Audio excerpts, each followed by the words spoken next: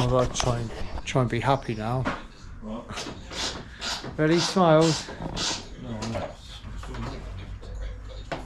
Here we go. Alright, alright YouTubes, how are we all doing? Hope you're well. Excuse the noise, Reese is being a bit noisy on this job. So I'll show you what the job is. We've got a BMW M2 in at the moment, and initially come in for just the front bumper. So we've got the front bumper here, but upon stripping it, we found a lot more damage. So I'll give you a little look. So it's a really nice car, lovely colour. So yeah, we've got a new bumper for it, that came in. Again, I'm all back to front on the recordings, I haven't recorded the stripping. I'm missing outros on jobs and all sorts at the moment, so is what it is. I can't film and do everything for every job, so I just film what I can when I can. So here's the bumper anyway. Bumper didn't look too bad, to be fair, so I can totally understand why they just got a bumper for this. So cover the number plate. So the bumper doesn't look too bad. There's a bit of impact damage there. They've gone in the back of another car, so it's sort of strained and it's all wobbly. The grill's broken there, and like it's caught in places, but it doesn't look too bad. And then it's sort of a bit rippled up here. They put new grills in it at the time so that you could carry on driving it. So initially, from the state of the bumper, I thought it's not too bad, you know, the strength of an impact bar and all the rest of it, it should be okay. Maybe a bit of plastic broken, but yeah, we've stripped it. Well, I say we, Reese has stripped it. Yeah, Reese has stripped it. So the impact bar is proper bent, proper impacted, and right out of shape that is. So that's broken. This front cowling piece that Reese is wrestling to get off, that's all broken. That's split up here. The bottom piece is just completely muddied, and then this bottom mouthpiece grill thing, air duct cowling, that's all broken as well. And that's what we've found so far. I don't think anything else is damaged, but you never know. So Reese is just going to get all this off. I've got a feeling this bracing might be a little bit out of shape, but until we get it off, we won't know. So yeah, that's what this job is. Paint wise, it's just going to be a new bumper, no blending, and yeah, fairish bit of stripping and fitting for Reese, not for me. So yeah, that's where we're at with it. So yeah, I'm going to get the bumper prepped anyway, get the bumper in the booth, get the colour matched, and I think it's Long Island Blue or something it's called, isn't it, Reese? Something like that. Your job. Huh? Your job to know that. Yeah, that's my job to know that, but he's not interested in the paint side. So I'm going to get the bumper prepped and we'll get that in the booth. I've got another bumper to do on a Hyundai as well, so I'm going to utilise the booth and do both of them jobs at the same time, two new bumpers. So I'll get them in the booth and we'll get them painted. So yeah, we'll crack on. Right then, YouTubes, in the booth now I've got two bumpers. So I've got the BMW bumper for the BMW M2, and also I've got a new bumper for a Hyundai i40, I think it is. So I'm going to paint both of these together, both of these bumpers together. The BMW bumper is, I think it's called Long Island Blue, and the Hyundai one is a metallic grey. I don't know the name of it. So what I'm going to do both of these bumpers together. There can be a bit of a risk of colour transfer between the two, so I sort of work it, you know, with the airflow of the booth. So first thing I'm going to do, I'll degrease all of these. So I'll solvent degrease them, both of them, and then water degrease both of them. Try and keep the static off of the bare plastic ones. So the BMW one's in primer, and this one's bare plastic for the Hyundai. So yeah, once they're all degreased, I'm going to put Adhesion Promoter over the bare plastic one, and I will also put a coat over the BMW one. Even though it's primed, it's just better to put a bit on there because there's little nooks and crannies that are quite hard to key up sometimes, and they could get missed easily. So it doesn't do any harm to put a coat of Adhesion Promoter over that. So that would be Mipa Haftpromoter, that's called. And then the bare plastic one will want a coat of Wet on Wet on there. But I'll also Wet on Wet the BMW one, even though it's got factory primer on there. Gives a little bit more protection for stone chipping and stuff like that. So I'll give them both a Wet on Wet. And then what I do is the first coat's of base coat would be okay if I get a little bit of base coat dust, you know, go for the BMW one because the airflow is going this way. It will go on to that, but then on the double coat, I'll do the BMW one, I'll get all the base coat on that, then let the overspray clear a little bit, get all the base coat then on the Hyundai bumper. So once all the base coats on both of the bumpers and it's dried off, for the drop coat, I'll drop coat the Hyundai one because it's near the extractor. So I'll drop coat the Hyundai one, let any overspray from that drop coat clear, and I will move the BMW bumper back further at the back of the booth.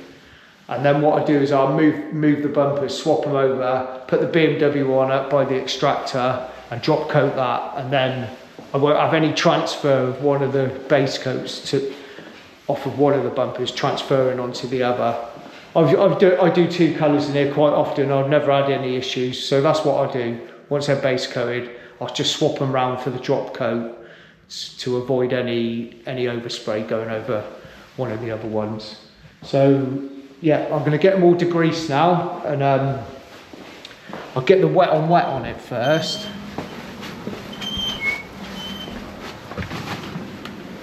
So the Wet on Wet would be Mipa F37 is called, and I do that as it's sort of like a dark grey on both. That colour would be fine on both.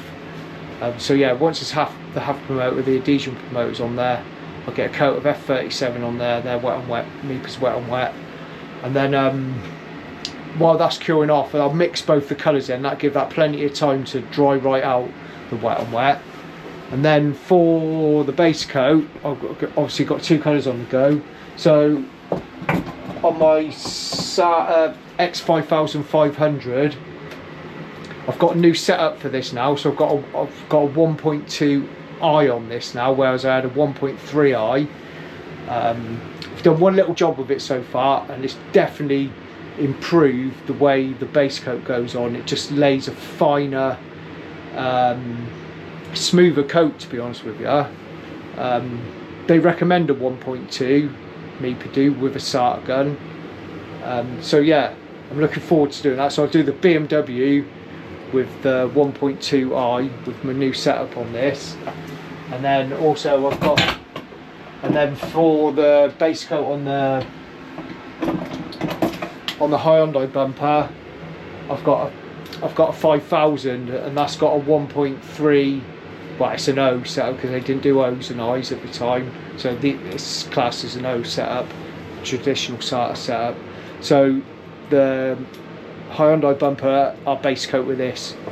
There's no problem with it. It's a good gun. It's not as good as a 5500, but they are good guns. So that's what I'll be base coating that with.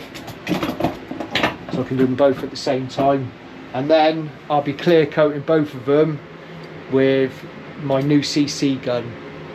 I had to buy one after having one for a demo. I had to get one, and Simon Allen from SATA UK sorted me out a really decent price for one of these, and I think they're quite reasonable anyway. So yeah, so that'd be both bumpers would be clear coated with that, and I'll be using Mipa CX4 clear coat for that. So yeah, I'll get everything degreased and cleaned up, and I'll start putting the Adhesion Promoter. That needs about 10 minutes to dry off properly. It's only one light misty coat of that over all of it. While that's drying, I'll mix up the wet and wet, get that on, and then when that's drying, I'll get the base coat mixed up. So I'll get them all degreased and we'll get cracking.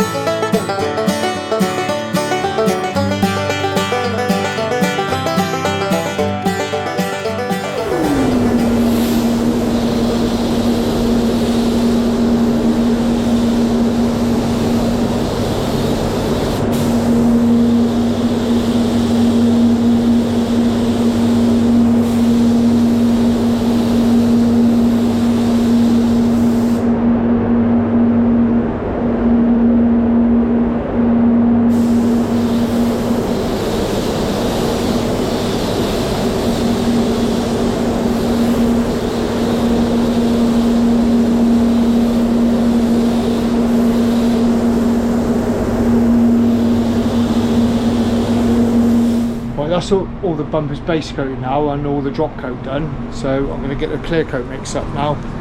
It's going to be Mipa CX4 and I'll be using my CC gun.